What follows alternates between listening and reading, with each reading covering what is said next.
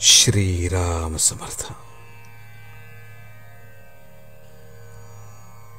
अट्टहासाने नामस्मरण करावे. नामा इतके सूक्ष्म आणि स्थूल साधन नाही.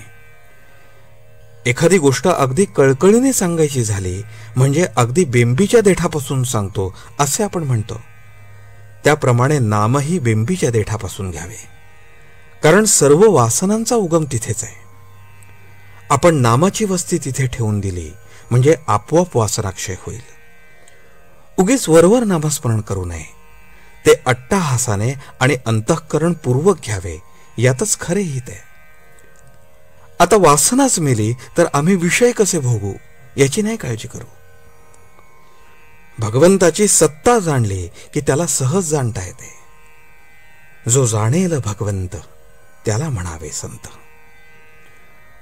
आपण खेड्यात गेलो की तिथले सभ्य आणि प्रतिष्ठित कोण याची चौकशी करतो. पाटील आम्हाला दिसतो, लोक सांगतात म्हणून आम्ही त्याची भेट घेऊ शकतो. पण परमात्मा निर्गुण निराकार, त्याची ओळख कशी करून घ्यावी कळत नाही. आम्हाला कळत नाहीत त्या सर्वच गोष्टी आम्ही कधी खोट्या मानतो का? आपल्याला असणारी तळमळ ही भगवंताची म्हणजे पूर्णत्वाची तळमळ आहे. नास्तिकाचा सुद्धा पूर्णत्वाकडे ओढा असतो. तेव्हा या तळमळीला भगवंत हेच औषध आहे. कोणतीही गोष्ट तळमळी वाचून चांगली होत नाही. प्रत्येक जीवाला तळमळ आहे खरी, पण ती कशासाठी हवी ते चुकले.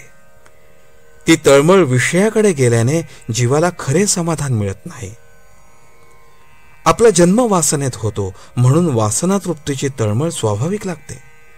तिकडून काढून ती भगवंताकडे लावणे, यात माणसाची खरी कर्तबगारी आहे. काय केले तर मी भगवंताचा होईन अशी तळमळ लागावी. ती न लागली तर आपले चुकले. वासनेच्या मागे जाणारी तळमळ भगवंताकडे लावण्यासाठीच सगळी साधने आहेत. तळमळ निर्माण झाली की भगवंत हात देतो.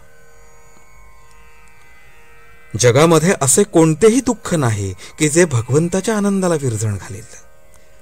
प्रत्येकाला आनंद पाहिजे. आनंद हेच भगवंताचे स्वरूप आहे. म्हणून मुळामध्ये असलेली गोडी आपण अभ्यासाने वाढवावी. भगवंत जर आपले मूळ स्वरूप आहे तर मग त्याचा अभ्यास करण्याचे काय प्रयोजन? तर त्याचे कारण हेच की आपल्याला भगवंताची विस्मृती झाली आहे. भगवंत हा प्रेममूर्ती आहे, म्हणून मंदिरात जिकडे तिकडे प्रेम भरून टाकावे. दुसरा काय करतो हे न पाहता आपण काय करायला पाहिजे याचा अगोदर विचार करावा. आजचे बोधवचन.